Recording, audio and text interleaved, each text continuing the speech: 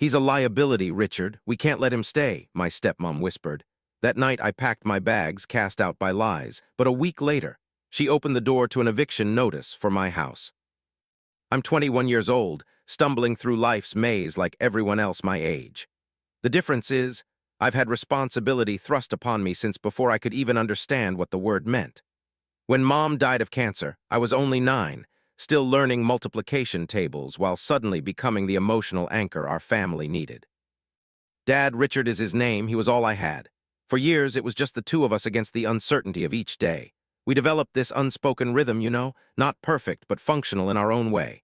I still remember how he'd ruffle my hair and call me his rock, which I pretended embarrassed me but secretly gave me purpose. Those memories feel like faded photographs now, something I can see but no longer touch. Everything shattered when Vanessa entered our lives. At first, Vanessa seemed genuine. She was elegant, attentive, and showed interest in my accomplishments when I first met her. But as time passed, I began to see cracks in the carefully constructed facade. She was calculating, self-serving, and I could sense the performance behind her smiles. But my dad, he was completely captivated. He convinced himself that he needed to keep her because she represented his last chance at happiness. The more seasons changed, the more I watched him dismiss the subtle ways she manipulated our family dynamics. She mastered the art of division through whispers. When I wasn't present, she'd apparently express deep concern to Dad about my troubling behavior or how I seemed increasingly withdrawn. Then when Dad would approach me with these observations, I'd be completely disoriented. "What behavior issues?" I'd ask, genuinely baffled. "I've barely exchanged 10 words with Vanessa this week." But doubt had already taken root in his mind, growing like an invasive weed. As months turned to years, Vanessa's tactics became increasingly transparent to me, though still invisible to everyone surrounding us. She'd volunteer to handle important school paperwork, then conveniently forget until I'd missed scholarship deadlines. When I'd finally confront the issue, frustrated and panicked, she'd already created a narrative with Dad, explaining how I must have misunderstood the requirements. "Alex has been so disorganized lately," she'd say with her practiced expression of concern. "Maybe we should consider having him evaluated for attention issues." And Dad would look at me with this terrible mixture of disappointment and worry that made my stomach fold in on itself. The most devastating aspect was witnessing how she methodically dismantled my father. Richard had always possessed a quiet strength. After Mom died, he held our world together even while grieving privately. But Vanessa identified and exploited every vulnerability. She'd lavish him with excessive praise for mundane tasks. "You're such an incredible provider, Richard. I've never known a man who could make a simple weekend breakfast feel like a 5-star experience," making him dependent on her validation. Then she'd randomly withdraw that approval, leaving him desperate to regain her favor. "You know I only want what's best for us, Richard," she'd say when he questioned any decision. "But sometimes you overthink everything. That's not what I meant at all." Classic redirection. I'd witnessed the pattern enough times to recognize it, but Dad was too entangled in her carefully constructed reality to perceive what was happening. Then came Marcus, Vanessa's son from a previous marriage. He moved in with us about a year after Dad and Vanessa exchanged vows. At 17, he embodied everything I wasn't: entitled, demanding, and completely self-absorbed. He'd create household drama over insignificant issues, yet Vanessa portrayed him as a sensitive soul who required special consideration. The way Vanessa systematically turned everyone against me was frighteningly methodical. She began with my father, then Marcus, then extended family and our longtime neighbors. She'd craft slightly different versions of stories for different audiences, creating this intricate tapestry where I was increasingly characterized as troubled and ungrateful. To our elderly neighbor who had known me since childhood, I was suddenly a problem child who kept concerning hours. To my father's brother, I was experiencing typical adolescent rebellion and causing my poor father unnecessary stress. By the time I turned 20, I existed in some distorted version of reality. The narrative everyone accepted about me bore no resemblance to my actual identity. I maintained my position on the dean's list, worked part-time at the university library, and had never even received a parking ticket. But somehow, in Vanessa's carefully constructed fiction, I represented a disruptive, potentially volatile presence in the household. The breaking point arrived on a Tuesday evening. We were sharing our weekly dinner, one of Vanessa's mandatory family gatherings, where she'd interrogate me about my activities while barely allowing me to complete a sentence. The atmosphere felt suffocating, tension vibrating between us like a taut wire. Then Marcus, with this calculated little smirk, unleashed his attack. "Dad," he said with affected innocence toward my father, "Alex made some really disturbing threats earlier about what might happen if we went into his room again." My water glass nearly slipped from my fingers. Earlier that day, I discovered Marcus in my bedroom, rummaging through my desk drawers. He'd been systematically stealing small amounts from my savings for months, never enough to immediately notice, but sufficient to drain nearly $2,000 over time. I'd confronted him, not aggressively, just firmly demanding he return what he'd taken and respect my privacy. He'd stormed away, slamming doors like the perpetual child he was despite his age. But now, sitting across the dinner table, he completely inverted the situation. According to his version, I'd become irrationally angry when he borrowed a textbook and had threatened physical retaliation if it happened again. I was trapped within his fabrication, and from the darkness in Vanessa's eyes, I realized she'd been orchestrating this moment. "Listen," Vanessa said, turning to my father with practiced concern. "He's 21 now, he's become a liability, we can't have him living here anymore." "I don't know," Dad replied, his voice barely audible. "Maybe it's for the best." Those words pierced me like physical pain. My own father, the man I'd supported through his darkest period after Mom died, was actually considering expelling me based on a transparent lie. He wouldn't even meet my gaze. I rose from my chair, legs trembling beneath me. "Seriously, you're really just going to accept this?" I asked him. The silence that followed communicated everything. He had made his choice, and I wasn't it. That night, I packed my possessions, just a suitcase of clothing, my laptop, and the few remaining photographs of Mom that Vanessa hadn't managed to misplace. I lacked a concrete plan, just the desperate need to escape that poisonous environment before I completely lost my sense of self amid Vanessa's distorted reality. I contacted Uncle James, my mother's brother. We weren't particularly close. Vanessa had ensured that by convincing Dad that James was a negative influence who validated my rebellious tendencies, but he represented my only potential ally. He collected me without hesitation, not requesting details until we reached his downtown apartment. Even after physically removing myself, Vanessa's campaign continued unabated. Within days, she circulated stories throughout our community. To some, she claimed I'd taken money from their home during visits. To others, she hinted that I exhibited concerning aggressive tendencies.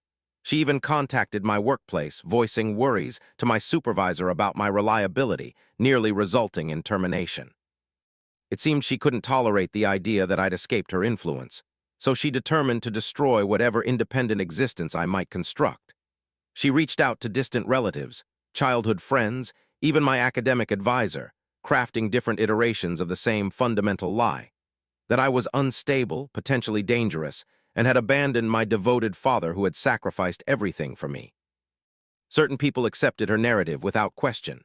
Mrs. Patterson, who had baked birthday cakes for me throughout childhood, now diverted her path to avoid interaction. My friend's parents suddenly discovered reasons why our planned study sessions needed rescheduling. Even my mother's parents, my own grandparents, sent a formally worded email admonishing me about respecting my father and giving Vanessa another chance. There were moments when I questioned my own identity. Was I truly the problem? Was I genuinely this volatile, ungrateful, selfish person she had convinced everyone I was? No matter how frequently I reminded myself it wasn't accurate, her poisonous characterization infiltrated my thoughts, establishing itself like some invasive species that refused to be eradicated. Then came the phone call that transformed everything. I was at work, organizing reference materials in the university library's archive section, when my phone vibrated against my thigh. Uncle James rarely contacted me during my scheduled hours, so I immediately sensed significance. I quickly stepped into the staff room to answer. "Alex, you need to come home immediately after your shift ends," he said, his voice uncharacteristically intense. "There's something critical you need to see." I completed my remaining work hours distracted, nearly dropping a rare manuscript as my mind raced through possibilities. Had something happened to Dad? Had Vanessa escalated her campaign against me? By the time I arrived at Uncle James's apartment, my stomach had twisted itself into painful knots. James waited at his kitchen table, an aged leather portfolio open before him. He looked up as I entered, and something in his expression defied simple interpretation. a combination of anger, disbelief, and what resembled vindication. "Sit down, kid," he said, sliding the portfolio toward me. "I've been organizing some old documents, and I discovered something that should have been presented to you long ago." I sat, pulling the worn folder closer. Inside lay a collection of legal documents, the kind with official seals and authoritative signatures. The paper felt substantial in my hands as I began reading, the legal terminology blurring until I recognized a familiar address, our family home, followed by my name. "What exactly is this?" I asked, though part of me had already begun understanding, a gradual realization forming as I reviewed the document. "Your mother's will," James said, his voice gentler now. "Your mom left the house to you, Alex, not to Richard, not as shared property, but directly to you. She established it in a trust that you'd control upon turning 21. I should have served as executor, but after your mom died." He paused, passing a hand across his face. "Richard was devastated. I couldn't bring myself to enforce the issue then, and as time passed, I assumed he knew. That he was preserving it for you until you reached legal age." I stared at the document, my mother's signature at the bottom, suddenly the only element in focus. "The house where Dad and Vanessa are living. It legally belongs to me throughout this entire time," James nodded grimly. "Legally, yes. Since your 21st birthday 3 months ago, that house has belonged solely to you, not Vanessa, not your father, you." Lightheadedness overwhelmed me, as though I might lose consciousness or become physically ill or both simultaneously. I wasn't merely some dependent being forced from their residence. I was the legitimate owner being manipulated and expelled from my own property. All those renovations Vanessa had implemented, all the ways she'd eliminated my mother's presence, she'd been altering a house that wasn't rightfully hers. "Does Dad know?" I finally managed to ask, though I believe I already anticipated the answer. James's expression darkened. "He must. His signature appears on these documents too. He signed as a witness, and I referenced it to him once years ago before Vanessa entered your lives. He dismissed it, saying we'd address it when the appropriate time arrived." That night, sleep eluded me. I kept visualizing Vanessa strutting through my mother's house, pretending ownership, discarding my mother's belongings, removing our family photographs, making my father believe I represented the intruder when throughout she was the one without legitimate claim. By morning, an unusual calmness had replaced my anger. For months, I'd felt powerless watching Vanessa systematically dismantle my life. But now I possessed leverage, I had truth, and I had legal standing supporting me. I discussed my intentions with James over breakfast, outlining what I planned. He listened without interruption, then nodded slowly when I concluded. "It won't be simple," he cautioned. "Vanessa won't depart willingly, and your father. This could represent the final rupture between you two. Are you prepared for that possibility?" I considered all the instances when Dad had remained silent while Vanessa belittled me, all the times he'd chosen her version of events over mine. The way he'd hesitated at the dinner table when Marcus lied about me, as though seriously considering whether his own son represented some kind of threat. How he'd allowed Vanessa to erase every trace of my mother from our home without objection. "Yes," I said with finality. "I'm prepared." That afternoon, I met with an attorney James recommended. She examined the documents, her expression growing increasingly serious as she reviewed each page. "This situation is straightforward," she said upon completion. "The house belongs unquestionably to you. Your father has essentially been occupying it as a tenant since you turned 21, though I'm confident he didn't perceive it that way. We can initiate eviction proceedings immediately." "And Vanessa?" I asked. She smiled, though warmth was absent. "Your stepmother possesses absolutely no legal claim whatsoever. She doesn't appear on the deed, the will, or any relevant documentation. Legally speaking, she's an unwelcome visitor who has overstayed." We spent the subsequent hour reviewing my options. I could demand immediate eviction, providing them the minimum legally required notice, just 5 days in our state. I could offer extended timeframes as a courtesy. I could even negotiate rental agreements if I wished to maintain ownership while permitting continued occupancy. That night, I messaged my father. It was direct, unambiguous. "You have 10 days to vacate the house. I've discovered the truth regarding Mom's will." My heart pounded so violently as I pressed send that I felt pulsations in my fingertips. I couldn't predict what would follow, but I knew it couldn't possibly be worse than what I had already endured. I anticipated the reaction. It arrived almost immediately, first a call I directed to voicemail. then a barrage of messages from Dad that fluctuated between confusion, denial, and emotional manipulation. "What are you referring to?" the first one read. "This isn't amusing, Alex. Please return my call. We need to discuss this matter. You cannot simply evict your family without warning. After everything I've sacrificed for you, this is how you demonstrate gratitude." I responded to none. I couldn't risk it.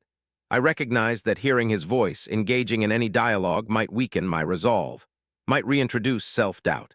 So I silenced my phone and attempted to focus on coursework, though the words on each page seemed to merge indistinctly. Then arrived a message from an unfamiliar number, Vanessa.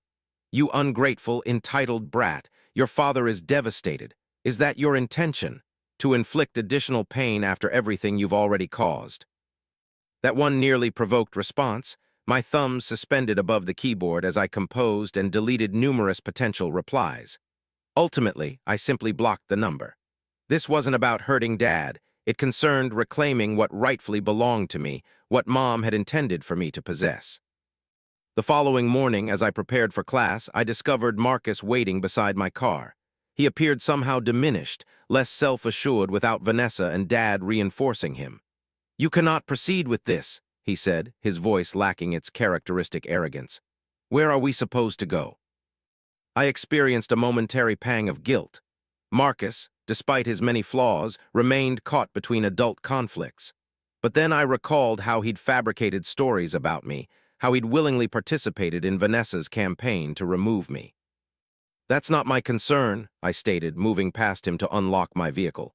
"You have 10 days. I suggest beginning to pack," he pursued, grasping my arm. "What if I revealed the truth, that I lied that night at dinner? Would you permit us to stay then?" I stared at him, temporarily stunned by the admission. Part of me wanted to agree, to use this as leverage to restore my reputation.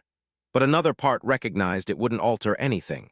Vanessa would simply devise another narrative twist, continuing to portray me as the villain. "It's beyond that point now," I said finally, gently removing his hand from my arm. "The house is mine. It always was. That's the only relevant truth now." As I drove away, I glimpsed him in my rearview mirror, standing isolated on the street. Momentarily, I almost pitied him. Then I remembered his expression that night at dinner, the calculated malice in his eyes while delivering his fabrication. Any empathy I might have felt evaporated instantly. 10 days passed simultaneously, excruciatingly slowly and in a blur. I immersed myself in academics and work, trying to avoid dwelling on developments at the house, my house. I'd provided the eviction notice to my attorney, who served it officially. Dad had contacted James, distraught, but he'd maintained his position, explaining that this matter existed between father and son. The eviction day arrived, and I couldn't concentrate on anything. I repeatedly checked my phone, half expecting another message barrage from Dad, but there was nothing. The silence felt almost more disturbing than the anger had been. My attorney called later that afternoon. "They've departed," she stated simply. "The locksmith is changing locks now. Do you wish to inspect the property?" The property, my home, reduced to legal terminology. I drove there in a daze, uncertain what I'd discover. Would they have damaged it spitefully? Would Dad have removed everything, leaving me with an empty structure? As I turned into the driveway, I was struck by how ordinary the house appeared externally. The same weathered brick facade, the same slightly overgrown oak tree. Squinting, I could almost pretend it remained the house from my childhood before Vanessa, before everything collapsed. Catherine met me at the entrance, handing me a set of keys. "All yours," she said. "They took personal belongings but left furnishings, standard under these circumstances." I nodded numbly, accepting the keys. They felt heavy in my palm, the combined weight of victory and loss. The emotional aftermath proved devastating. Though I had reclaimed my house, though I had expelled Vanessa, it didn't feel triumphant. My father's letter haunted me. I repeatedly unfolded it, rereading, wondering if any path back from this precipice existed. Could forgiveness be possible, should it? I still couldn't make Dad recognize that I wasn't the antagonist in this narrative. He might acknowledge his own failures now, might even recognize Vanessa's manipulation, but part of him continued believing her characterization of me, that I was selfish, ungrateful, the son who had heartlessly evicted his own father. It hurt more profoundly than anticipated. During my darkest moments, I'd catch myself thinking, perhaps if I had approached things differently. But then I'd remember reality. This wasn't my responsibility. This concerned Vanessa manipulating him, turning him against me, and me finally asserting myself, reclaiming what belonged to me, what my mother had intended for me to have. I devoted the subsequent weeks to gradually making the house mine again. I repainted rooms, displayed my own artwork, purchased furniture reflecting my taste, not Vanessa's. I even planted a new cherry tree in the backyard, in the same location where the one Mom and I had planted once flourished. As for Vanessa, she didn't surrender easily. She attempted to contest the eviction, claiming she'd made property improvements that increased value. Her attorney sent threatening correspondence, demanding compensation. Catherine managed everything with calm efficiency, dismissing each claim as the desperate grasping it represented. She possesses no legal standing whatsoever, my attorney assured me. She knew she had no right to that property. Her continued fight simply demonstrates her sense of entitlement to what was never hers. Eventually, the threats subsided. Vanessa and Marcus relocated to another city. I learned from a former classmate that she'd secured new employment, a fresh beginning. Part of me wondered if she'd identify another vulnerable single parent to manipulate, another family to fracture. But that no longer remained my concern. Regarding Dad, we haven't restored our previous relationship. I'm uncertain we ever will, but he calls occasionally and I've started answering. We discuss neutral topics, weather patterns, my studies, his new apartment across town. We carefully avoid mentioning Vanessa or the house or our painful history. It's a fragile piece, but it exists. I cannot predict what the future holds. Some days the house still feels too vacant, too filled with ghosts. Other days I experience quiet pride in having reclaimed what's mine, in having confronted the woman who attempted to erase me from my own narrative. What I do know with certainty, I am not the person Vanessa attempted to convince me I was. I possess greater strength than I realized, more resilience than I credited myself with. And perhaps, just perhaps, my mother knew that all along. Maybe that explains why she left me the house, not merely as shelter, but as a reminder that I possess the right to establish boundaries, to defend what's mine, to construct a life that authentically belongs to me. Physical sensations became my language during those dark months. A racing pulse when the phone displayed Dad's number. Breath catching whenever I passed our old family photographs. Chest tightening as I moved through rooms once filled with Vanessa's carefully selected furnishings. Every memory crashed against me while I wandered through empty hallways. Fragments of what we were, what we could have been if Vanessa hadn't systematically dismantled our family bonds. The room felt smaller some nights, memories larger than the walls could contain. My heart, trembling. The moment stretched impossibly long as I stood in Mom's former bedroom, now mine again, trying to recapture the scent of her perfume that had long since faded. Some wounds heal cleanly. Others leave scars that reshape who we become. This house, my inheritance, my burden, my sanctuary, represents both my deepest loss and my most meaningful reclamation. Not just of property, but of truth, of self, of the legacy my mother intended me to preserve when she ensured this home would eventually return to me. Sometimes justice arrives through unexpected channels. Sometimes reclaiming what was always rightfully yours feels simultaneously like victory and loss. But through it all, I've learned that rebuilding after betrayal isn't about erasing pain. It's about constructing something meaningful from the broken pieces left behind. Thank you so much for listening to my story. If you have any thoughts, I'd love to hear them. So please leave a comment. Don't forget to like and subscribe if you want more stories like this one.